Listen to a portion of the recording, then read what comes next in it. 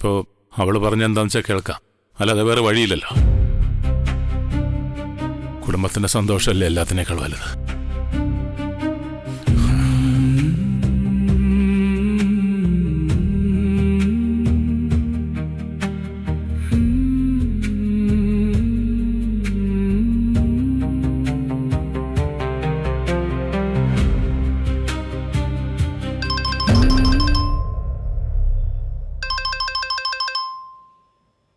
ചന്ദ്രമതിയാണല്ലോ.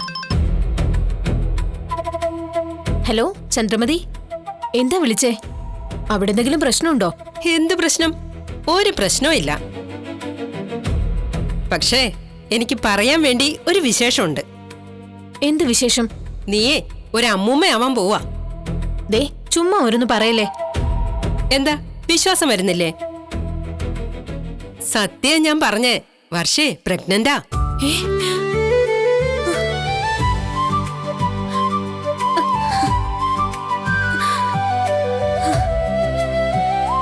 എന്തു പറ്റി? എന്തോന്നും മിണ്ടാത്തെ? സന്തോഷായില്ലേ? ഞാൻ എന്ത് പറയാനാ? ദൈവം എന്റെ പ്രാർത്ഥന കേട്ടു. ആ, ഇവിടെ മറ്റെല്ലാരും വലിയ സന്തോഷത്തിലാ.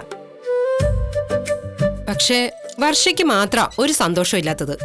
എന്തു പറ്റി എന്റെ മോക്ക്? അത് നീ നേരിട്ട് തന്നെ വന്ന് ചോദിക്കേണ്ടി വരും. അത് അവള് പ്രതീക്ഷിച്ചു കാണില്ല. പെട്ടെന്ന് അറിഞ്ഞതിന്റെ ഷോക്കായിരിക്കും. ഉള്ളിൽ സന്തോഷം കാണും. ഞാൻ നാളെ തന്നെ അങ്ങോട്ട് വരാം. പിന്നെ വിളിക്കാൻ ചന്ദ്രമതി. ഞാനേ ഈ സന്തോഷ വാർത്ത മധുവേട്ടനോടൊന്ന് പറയട്ടെ. ആ ശരി ശരി.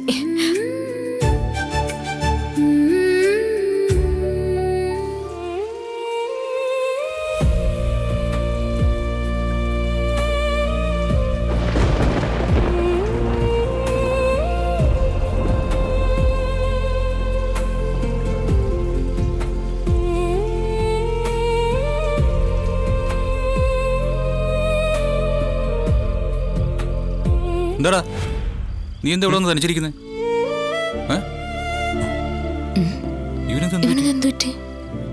എന്താടാ? ഞാൻ ചെറിയൊരു ടെൻഷനില്ല. ടെൻഷനോ? എന്തു പറ്റി? സർപ്രൈസ് അറിയാൻ വേണ്ടിയിട്ടല്ല വർഷ പ്രഗ്നന്റ് ആയ കാര്യം നമ്മളോടൊന്നും പറയാതിരുന്നേ.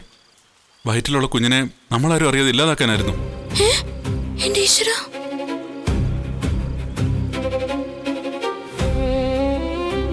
എടാ എന്തേ പറയുന്നേ? ഇല്ലാതാക്കാൻ വേണ്ടിയോ? അതെ. പപ്പായ ജ്യൂസ് കുടിച്ചതും പാതിരാത്രി എഴുന്നേറ്റ് ഡാൻസ് കളിച്ചൊക്കെ അതിനു വേണ്ടിയാ. പ്രസവ വേദന സഹിക്കാൻ പറ്റില്ല, അതുകൊണ്ട് ഞാൻ പ്രഗ്നന്റ് ആവില്ല, പ്രസവിക്കില്ല എന്നൊക്കെ അവള് മുമ്പ് പറഞ്ഞിരുന്നല്ലോ. അതിന്റെ ബാക്കിയാ ഈ കണ്ടതൊക്കെ. പ്രതീക്ഷിക്കാതെ അവള് പ്രഗ്നന്റ് ആയല്ലോ. അവൾ എന്നോട് ദേഷ്യപ്പെട്ടതും വഴക്കിട്ടതൊക്കെ അതുകൊണ്ടാ. അന്ന് അവളെ കാര്യങ്ങളൊക്കെ പറഞ്ഞ് മനസ്സിലാക്കിയിരുന്നല്ലേ.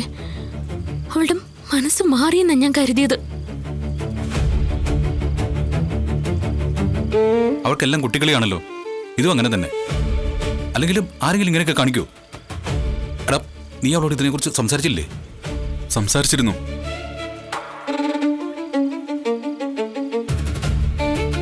അവള് പ്രഗ്നന്റ് ആണെന്ന് നമ്മളെല്ലാവരും അറിഞ്ഞല്ലോ. ഇനി അവൾ അങ്ങനെയൊന്നും ചെയ്യില്ല. നീ പേടിക്കാതെ. അങ്ങനൊക്കെ നമുക്ക് പ്രതീക്ഷിക്കാന്നേ ഉള്ളൂ. എന്നാലും നിങ്ങളുടെയൊക്കെ ഒരു കണ്ണ് അവളിൽ വേണം. എടാ നീ എന്തിനാ ഈ പേടിക്കുന്നേ? അവൾ ഇനി എന്നും എന്റെ കയ്യിലായിരിക്കും. പൊന്നുപോലെ നോക്കില്ല ഞാൻ അവളെ. ഒരു കുഴപ്പം വരില്ല. ദേ നീ വെറുതെ ഇങ്ങനെ പേടിക്കാതെ. അവന്റെ ചിരി കണ്ടില്ലേ? ടെൻഷനൊക്കെ മാറി.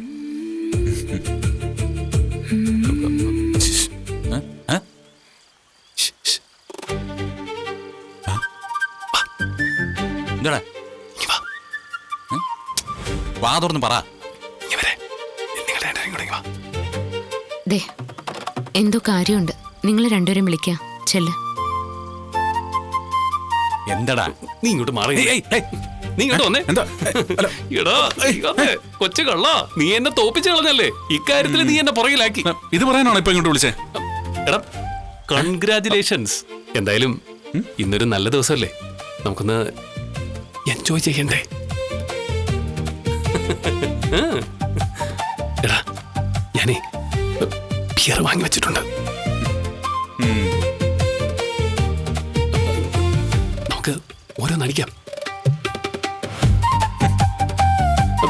വാ രണ്ടാളും. ഞങ്ങളില്ല. എടാ ഇത്രയും സന്തോഷമുള്ള ദിവസമല്ലേ, ഒന്നുമില്ലെങ്കിലും നമ്മുടെ അനിയൻ അച്ഛനാവാൻ പോവല്ലേ, ഇത് നമ്മൾ ആഘോഷിക്കണ്ടേ? നിങ്ങൾ രണ്ടുപേരും വരണം. സന്തോഷമുള്ള ദിവസമൊക്കെയാ, പക്ഷെ നിന്റെ കൂടെ ഒന്ന് ബീറടിച്ചാലേ ആ സന്തോഷം പോയി കിട്ടും. അരക്കുപ്പി അടിച്ചാ അപ്പ തുടങ്ങും. എന്റെ ഭാര്യ കള്ളം പറഞ്ഞു, എന്നെ ചതിച്ചു, എന്റെ അമ്മയ്ക്ക് അവളോടുള്ള ദേഷ്യം മാറുന്നില്ല. അതെ, കത്തി വെച്ച് കൊല്ലും. ആ അവസാനം ബീറിന്റെ പൈസയും ചോദിക്കും. ഏയ് സത്യമായിട്ടും ഇന്ന് ഞാൻ ആ സ്ഥിരം ഡയലോഗ് പറയില്ല. കേട്ടിട്ടുണ്ട്. ശരി, നിങ്ങൾ ബിയറിന്റെ കാശും തരണ്ട. ഒന്നുമില്ലെങ്കിൽ ഞാനൊരു ബിസിനസ് മാൻ അല്ലേടാ. എന്തായാലും നമുക്ക് പോവാം. അതൊക്കെ നീ ഇപ്പൊ പറയും. അരക്കുപ്പി അടിച്ചാ അപ്പ ആള് മാറും. അതിൽ കൊണ്ടേ തലവെച്ചിരാൻ ഞങ്ങൾക്ക് താല്പര്യം. അതെ ചേട്ടൻ ചെല്ല്. ശരി, നിങ്ങൾ രണ്ടുപേരും കഴിക്കുന്നില്ലെങ്കിൽ വേണ്ട, ഞാനല്ലേ വാങ്ങിയത്, ഞാൻ ഒറ്റയ്ക്ക് കഴിച്ചോളാം. ചെല്ല്. പക്ഷെ നിങ്ങൾക്ക് വേണ്ടി വാങ്ങിയ ബിയറിന്റെ കാശ് തരണം. വേണ്ട വേണ്ട, ഞാൻ പിന്നെ വാങ്ങിച്ചോളാം. നിങ്ങളൊക്കെ ഇവിടെ തന്നെ ഉണ്ടല്ലോ, ഞാൻ വാങ്ങിച്ചോളാം. വാങ്ങിച്ചോളാം. എന്തൊരു ജന്മം ഇത്. തോന്നോ? അയ്യോ രേവതി.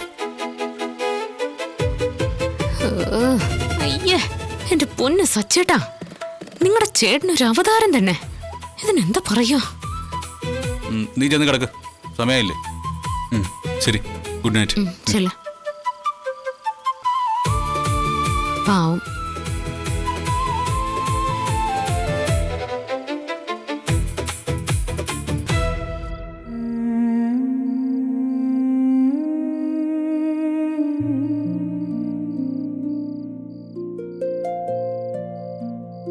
എന്താ ഉറക്കം വരുന്നില്ലേ? പ്രഗ്നന്റ് ആണെന്ന് അറിഞ്ഞത് മുതൽ ഉറങ്ങിയിട്ടില്ല എന്നല്ലേ പറഞ്ഞേ? പേടിക്കാനൊന്നുമില്ല. നീ നല്ല സുഖമായിട്ട് സമാധാനമായിട്ട് കിടന്നുറങ്ങിക്കോ. ഇനി അങ്ങോട്ട് ശരീരം ശ്രദ്ധിക്കണം കേട്ടോ. നന്നായി ഉറങ്ങണം, വിശ്രമിക്കണം. പിന്നെ ചെറിയ ജോലികളൊക്കെ ആവാം. പിന്നെ എപ്പോഴും സന്തോഷമായിട്ടിരിക്കണം. അത്തരം കാര്യങ്ങൾ മാത്രമേ ചിന്തിക്കാൻ പാടുള്ളൂ. പിന്നെ നമുക്ക് നാളെ ഡോക്ടറെ കാണണം, ചെക്കപ്പ് ചെയ്യാനുണ്ട്.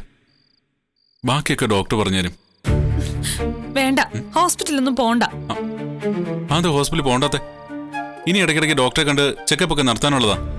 എനിക്ക് നാളെ സ്റ്റുഡിയോയിൽ പോണെന്നേ, കുറെ ഡബ്ബിയാനുണ്ട്. ദേ അതൊന്നും പറഞ്ഞാൽ പറ്റില്ല. ഡോക്ടറെ കണ്ടേ പറ്റൂ. കുറച്ച് ദിവസത്തേക്ക് നീ ലീവ് എടുക്ക്, ഞാനും ലീവ് എടുക്കാം.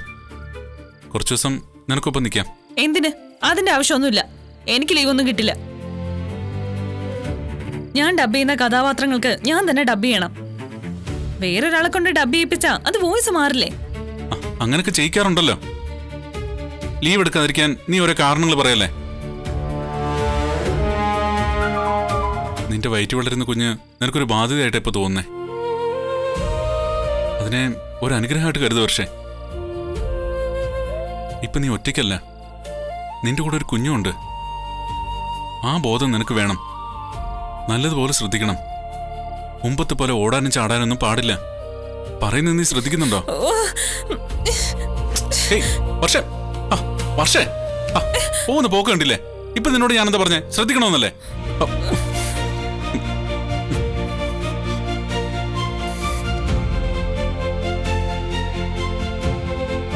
ദേ, അച്ഛമ്മയും നിന്റെ അമ്മയ്ക്ക് നിന്നെ കാണാൻ വരും. ആ സമയത്ത് നീ ഇങ്ങനെ മുഖം വീർപ്പിച്ച് നിൽക്കല്ലേ. നല്ല സന്തോഷത്തോടെ പെരുമാറണം. അഭിനയിക്കാനല്ല ഞാൻ പറഞ്ഞത്, നീ ശരിക്കും അങ്ങനെ തന്നെ ആയിരിക്കണം.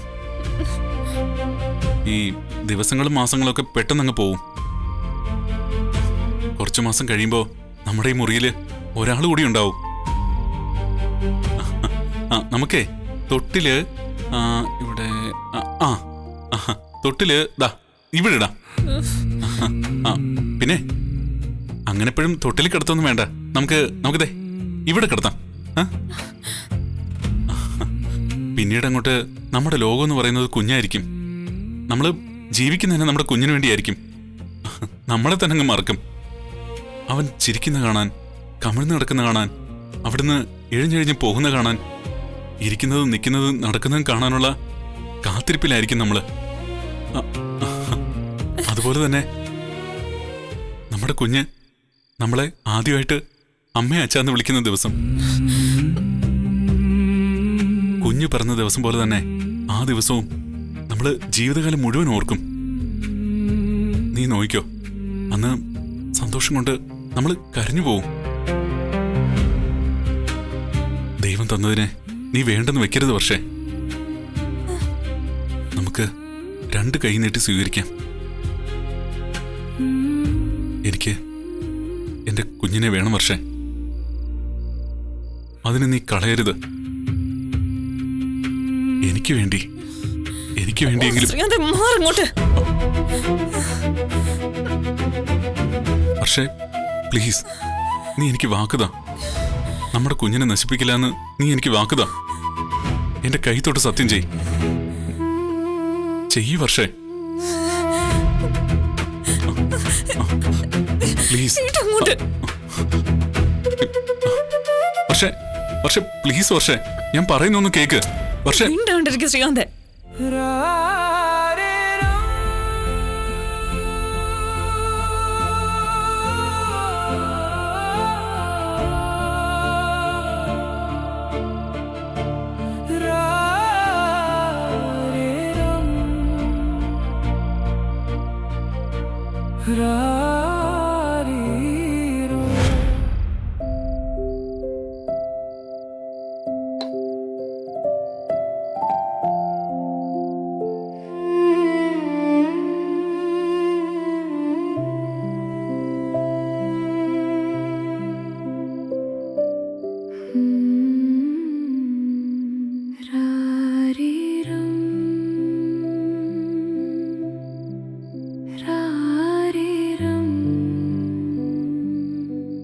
നീ എന്താ ഇങ്ങനെ ആലോചിച്ചോണ്ടിരിക്കുന്നത്?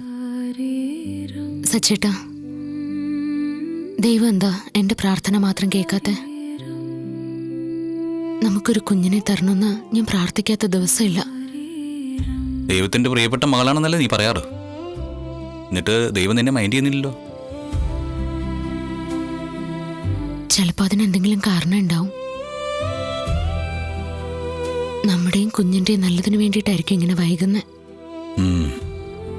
അങ്ങനെ സമാധാനിക്കാം.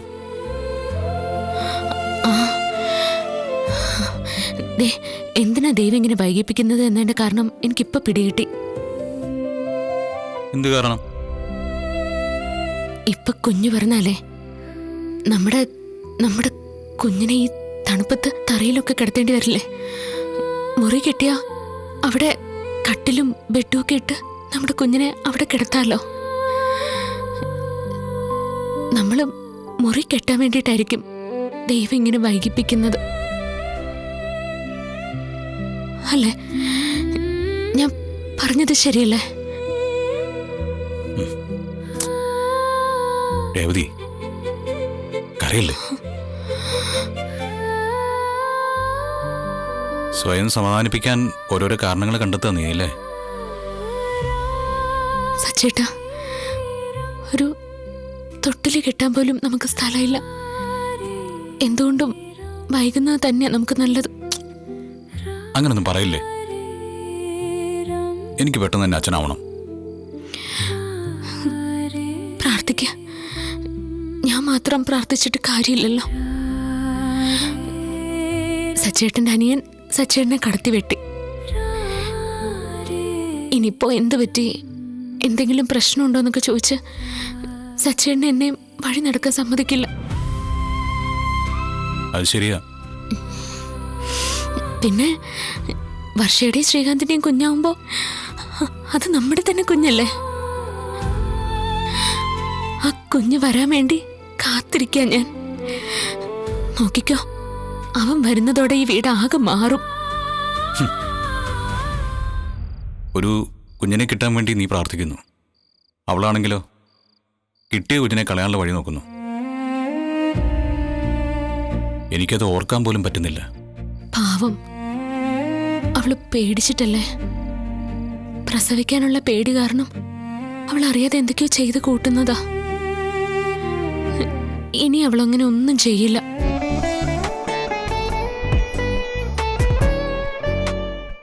പ്രസവിക്കാനുള്ള പേടി കാരണം അവൾ അറിയാതെ എന്തൊക്കെയോ ചെയ്ത് കൂട്ടുന്നതാ. ഇനി അവളങ്ങനെ ഒന്നും ചെയ്യില്ല. ദേ നോക്കിക്കോ, അവളാ കുഞ്ഞിനെ പ്രസവിക്കും. നമ്മളെല്ലാവരും കൂടി ചേർന്ന് ആ കുഞ്ഞിനെ പൊന്നുപോലെ നോക്കും. പിന്നെ ആ കുഞ്ഞ് നടക്കാൻ അല്പം വൈകും കേട്ടോ സച്ചേട്ടാ. അതെന്തുകൊണ്ടാ വൈകുന്നേ? കുഞ്ഞിനെ തറയിൽ നിർത്തിയാലല്ലേ അതിന് നടക്കാൻ പറ്റുള്ളൂ. കുഞ്ഞെപ്പോഴും നമ്മുടെ മടിയിലും ഒക്കത്തും ചുമലും ഒക്കെ തന്നെ ആയിരിക്കില്ലേ? നീ പറഞ്ഞത് ശരിയാ. വർഷയുടെ മനസ്സ് മാറിയെന്ന് തോന്നുന്നുണ്ടോ? അതെന്താ അങ്ങനെ ചോദിച്ചേ? നമ്മൾ പറഞ്ഞൊന്നും അവളുടെ തലയിൽ കയറിയിട്ടില്ലെന്ന് തോന്നുന്നേ. അവളെ ശ്രദ്ധിക്കണം രേവതി. അവളെ കുഞ്ഞിനെ കളയാൻ നോക്കുന്നതന്നെ എൻ്റെ മനസ്സ് പറയുന്നേ. ശ്രീകാന്തിന് അങ്ങനെ ഒരു സംശയമുണ്ട്. ഒരു കണ്ണ് എപ്പോഴും അവളുടെ മേൽ വേണമെന്ന് അതുകൊണ്ടാണ് അവൻ പറഞ്ഞത്. രാത്രി എഴുന്നേറ്റ് അവളെന്തെങ്കിലും ചെയ്യുമോ? അവളുടെ കയ്യിൽ പല അടവുകളും ഉണ്ട്. ചുമ്മാ ഓരോന്ന് പറഞ്ഞ് പേടിപ്പിക്കല്ലേ. എന്തെങ്കിലും സംഭവിച്ചതിന് ശേഷം പിന്നെ പറഞ്ഞിട്ട് കാര്യമുണ്ടോ? ദേ, നമ്മൾ എപ്പോഴും അവളുടെ കൂടെ തന്നെ വേണം. അവളെ ശ്രദ്ധിക്കണം. രേവതി, നീ ഒരു കാര്യം ചെയ്യ്. ഇന്ന് നീ വർഷയുടെ കൂടെ കിടക്ക്. ശ്രീകാന്ത് ഇവിടെ കിടക്കട്ടെ. അവനെ അവിടെ കൂർക്കം വലിച്ച് കിടന്നുറങ്ങും. അവിടെ ശ്രദ്ധിക്കൊന്നുമില്ല. നീ ചെല്ലു രേവതി. ശരിയാ, ഞാൻ അവിടെ പോയി കിടന്നോളാം. പക്ഷേ ഞാൻ അടുത്തില്ലാതെ സച്ചേട്ടൻ ഉറങ്ങാൻ കഴിയോ? എന്റെ കാര്യം ഓർത്ത് വിഷമിക്കണ്ട. കുഞ്ഞ് പിറക്കുന്നവരെ വർഷം നമ്മുടെ കൈകളിൽ തന്നെ ആയിരിക്കണം. നീ ചെല്ല്. ചെല്ല്.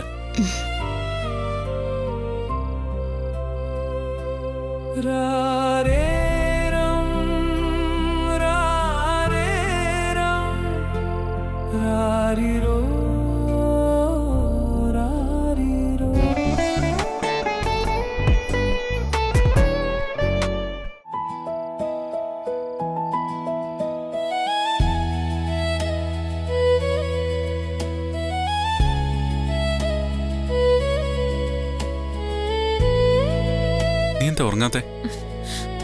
ഉറക്കം വരാതെ ഉറങ്ങാൻ പറ്റുമോ?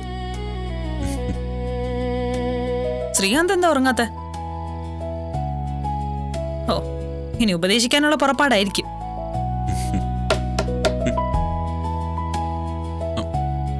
ആരാ എന്തോ നോക്കട്ടെ.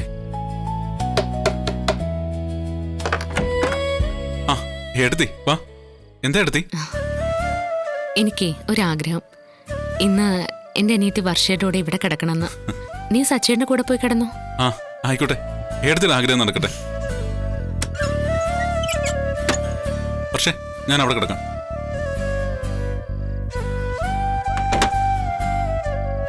വർഷ കിടന്നോ? കിടന്നോ?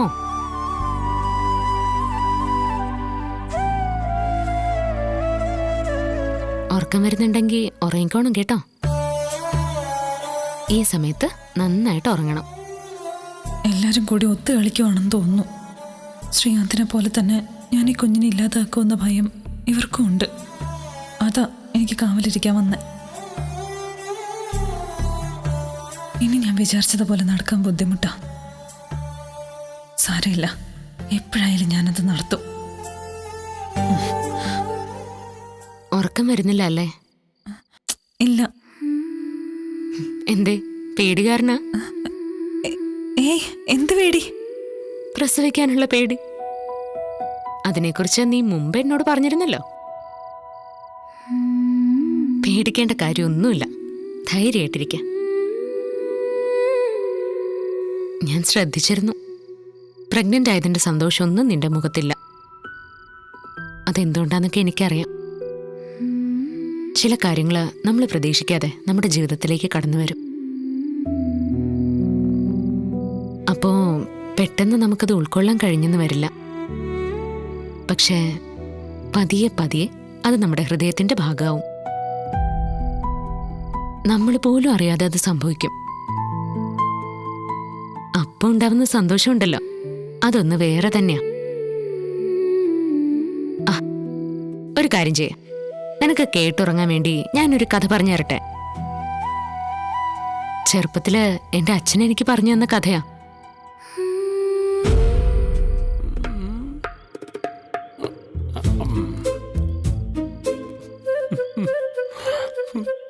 താലി കെട്ടിയ പെണ്ണെന്നെ ചതിച്ചു.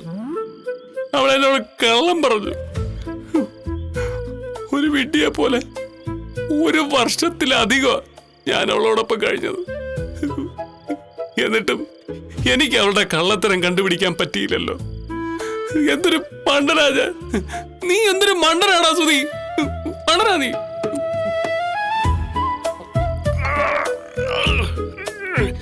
ഇതൊന്നും പോരാഞ്ഞിട്ട് ഇപ്പൊ ശ്രീകാന്തിന്റെ ഭാര്യ പ്രഗ്നന്റുമായി.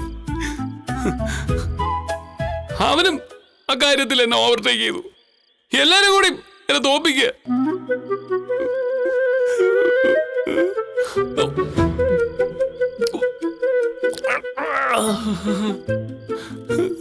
ഞാൻ തോറ്റുകൊണ്ടേയിരിക്കുക. സുധി ഒറ്റപ്പെട്ടു പോയി. ഇപ്പോ ആരുമില്ല, എനിക്ക് തനിച്ചായി.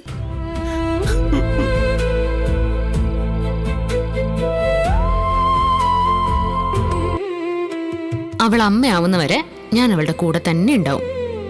അവരാ കുഞ്ഞിന്റെ അച്ഛനും അമ്മയാണെങ്കിൽ നമ്മള് വല്യച്ഛനും വല്യമ്മയല്ലേ. അപ്പൊ അവരെക്കാൾ ഉത്തരവാദിത്തം നമുക്കാ. കാരണം നമ്മളാ അവരെക്കാൾ വലിയവര്. വല്യച്ഛനും വല്യമ്മയും എങ്ങനെയുണ്ട്? നമ്മളെ ആ കുഞ്ഞെ വല്യച്ഛന്നും വല്യമ്മന്നും വിളിക്കുന്നത് ഒന്ന് ഓർത്തു നോക്കിയേ. ഓർക്കുമ്പോ തന്നെ ഒരു കൊടിരി കയറുന്നു രേവതി. അപ്പൊ നേരിട്ട് വിളിക്കുമ്പോ എങ്ങനെയായിരിക്കും?